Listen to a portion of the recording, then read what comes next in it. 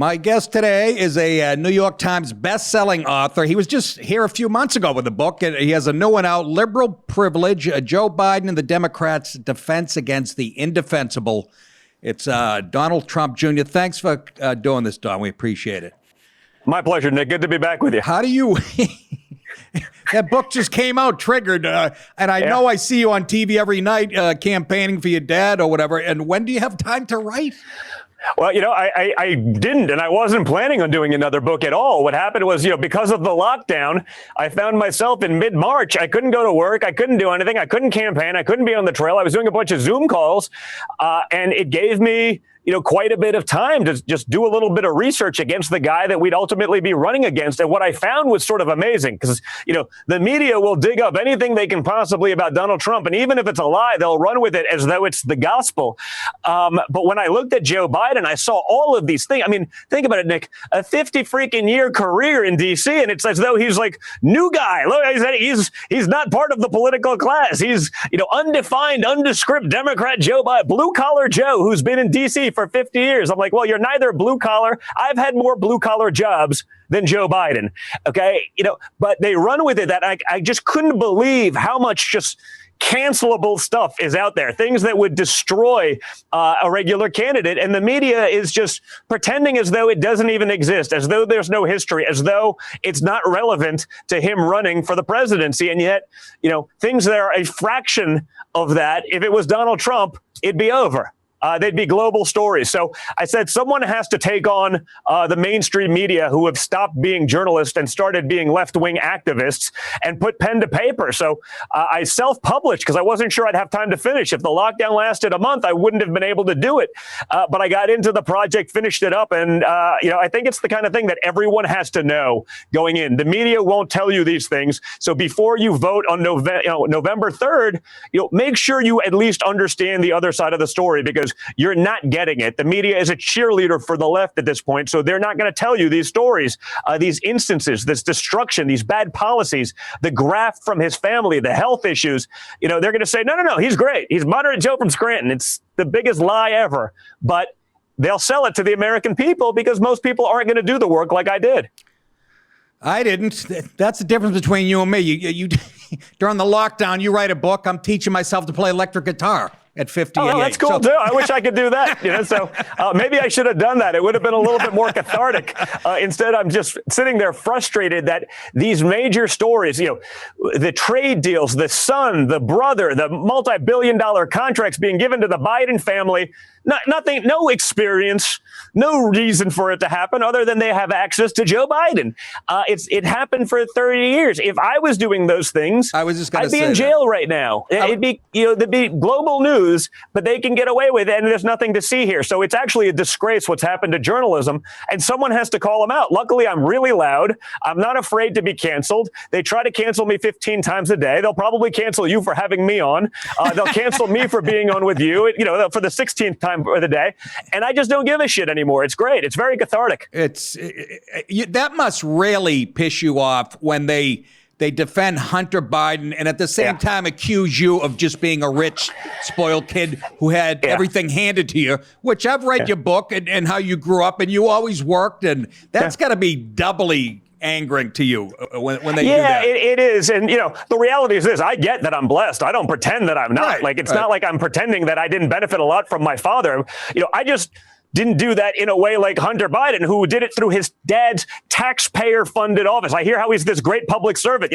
His son, goes through the ranks at MBNA, which happens to be the largest bank in Delaware, which happens to be the state where daddy is the senator who's signing favorable banking legislation. He gets on the board of Amtrak magically. What is the experience? Dad takes the train every once in a while.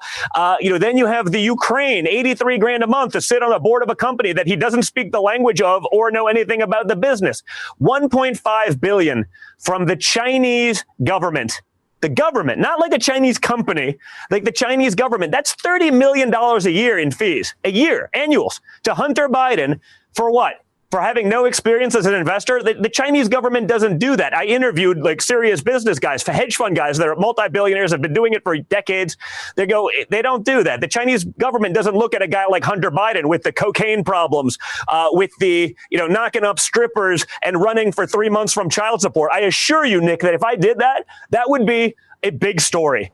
If I hid from child support of someone like that, if I was, you talk about the stuff with the brother and his brother's widow. And I mean, I don't even want to talk about them. They're so disgusting. If I was doing those things, it would be the tabloid fodder every day of the year till November 4th.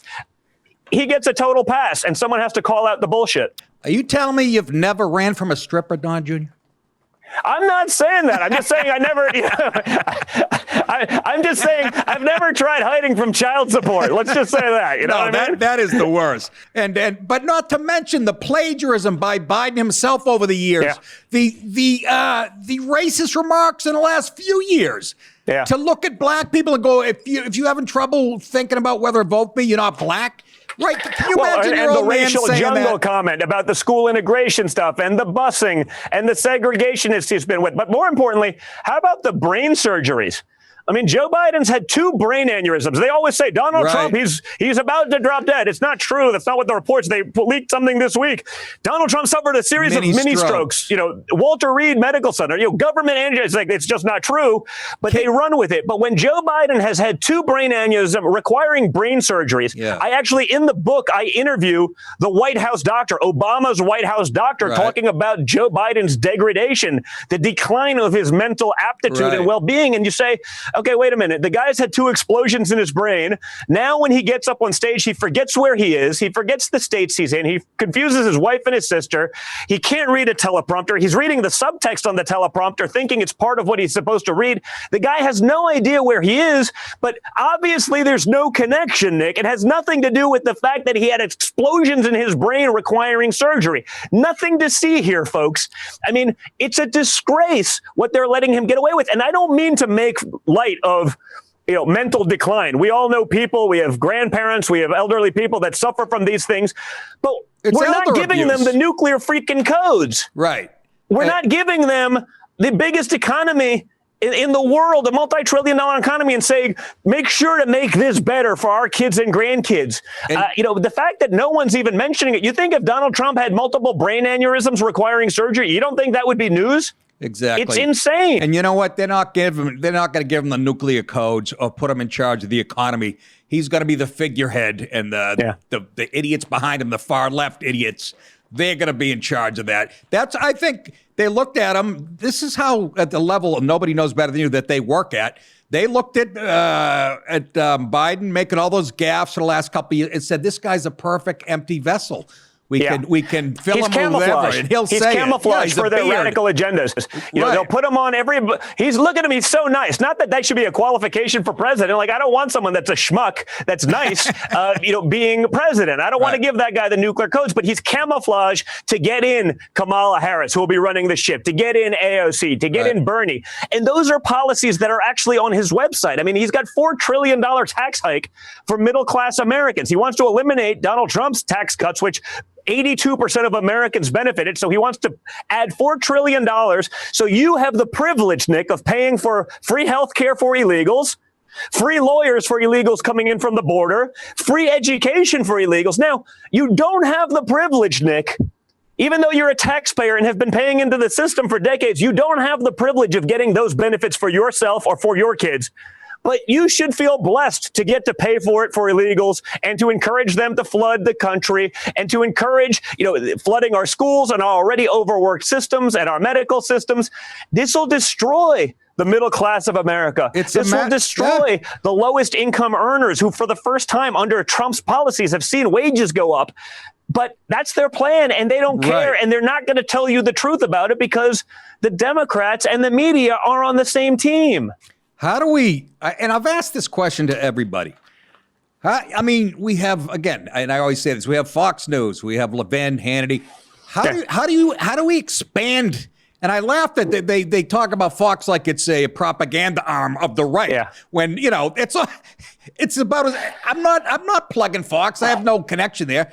But I mean, I see liberals on there. They have both sides on, and and they dare compare Fox to MSNBC. They always go, "Oh, Fox is like MSNBC." I mean, no, listen, I Sean Hannity, he doesn't pretend. I don't think to be. He's an opinion guy. There's going to be, but if you look at like daytime Fox, like it's like 50% anti-Trump. I mean, it's much more moderate. Yeah, I noticed it's much more down the middle than MSNBC or CNN. Yeah. Now.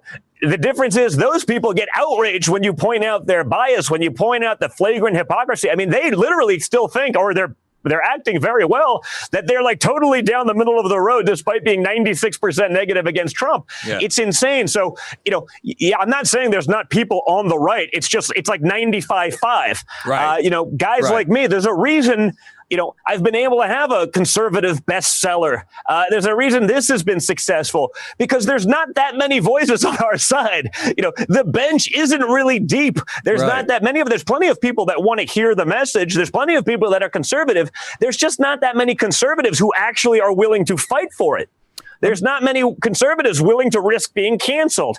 There's even in the political class, people who are, they're clearly conservatives. They get to D.C. and they roll over and die because the left is going to write a mean article about them. Well, guess what? They're going to do it anyway. It's not like they like you. Right. The difference between me and them is I'm not willing to sell out to have them write a 3 instead of a 2 out of 10 article on me. I don't care. Let's move forward to today. I was a little nervous the last couple months with the whole COVID. I think it's a complete hoax. A figure came out a couple days ago.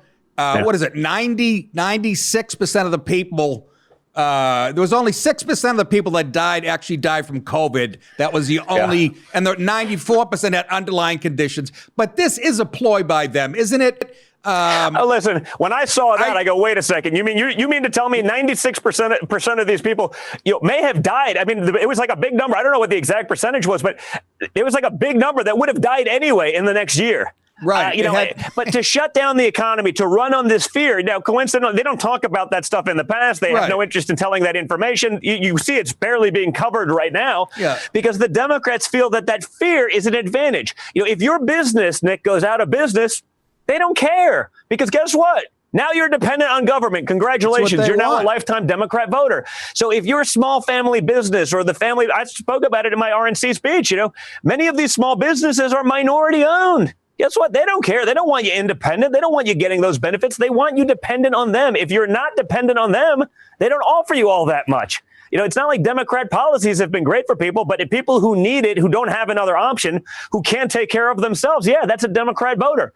It's Democrat voters. It's Joe Biden voters that are burning down these cities. It's the first time in the world history where you get in more trouble for opening up your business to feed your family than you do for looting someone else's. Yeah, it's so obvious. That's their policy at this point. Yeah, I mean, if you read your history, this isn't new. They actually mention it. We played some Communist Manifesto about a pandemic. It's how they divide the people. It's all been done before. If you read, it's so transparent now. They're not even good in hide. Let me ask you about the election. Their goal is to have this mail-in ballots.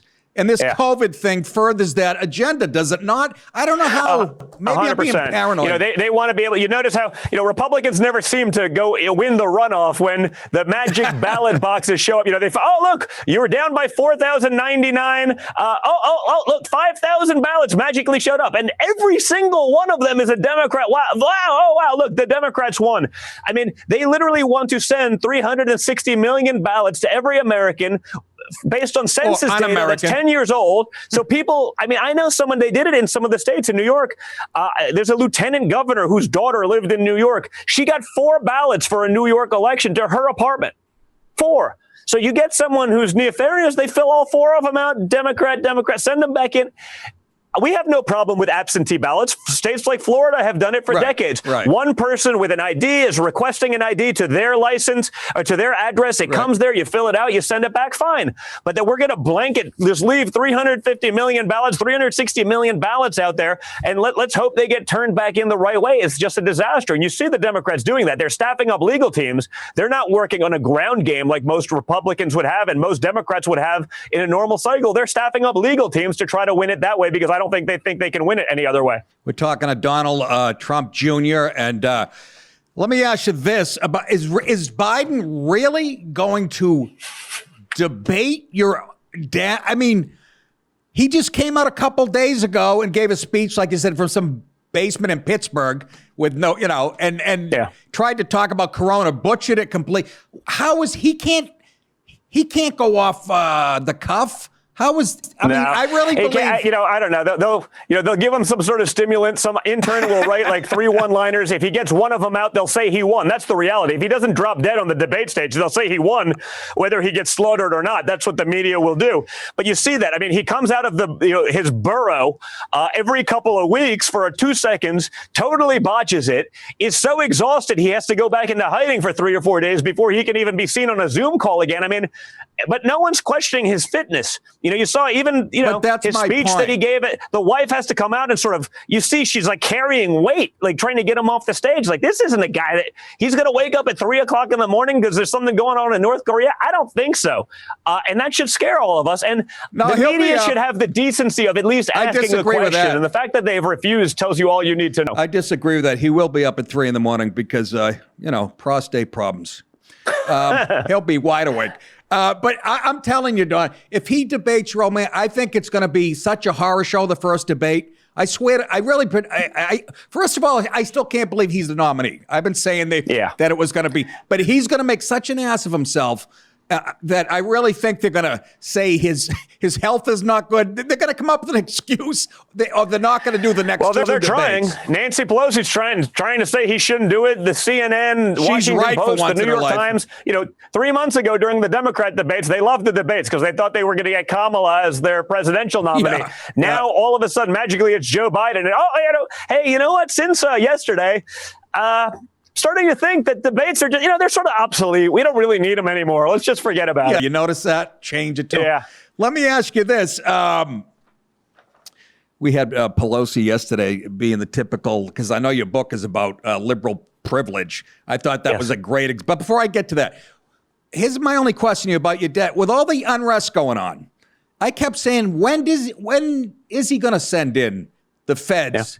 But I don't know the law. I don't know the Constitution. I was told you need the permission of the governors. We believe in states' rights as conservatives. We believe in federalism. So the states have certain powers. So he's offered those things to the governors. They've refused it. They have the right to refuse it. They've refused it in most cases. So he's like, I'm there to back you up. But, for the media calls him a dictator, but he wasn't overruling that. He's letting them make the decision. And these governors, whether it's, the Cuomos of the world and what's going on in New York City is a disgrace, or Portland, or so many of the other cities, or Kenosha, they would rather, I guess, let their cities burn down. You get in more trouble for opening your business than you do burning one down today in the Democrat Party. And like I said, no one mentioned it at the DNC in that week-long I Hate America Zoom call. No one once talked about the rioting, the looting, the vandalism until Chris Cuomo and Don Lemon on CNN said, man, this is starting to hurt us in the poll numbers. We better address it. About 15 minutes later, Joe Biden puts out, it's sort of a weak press release, but nonetheless, we must stop this. I go,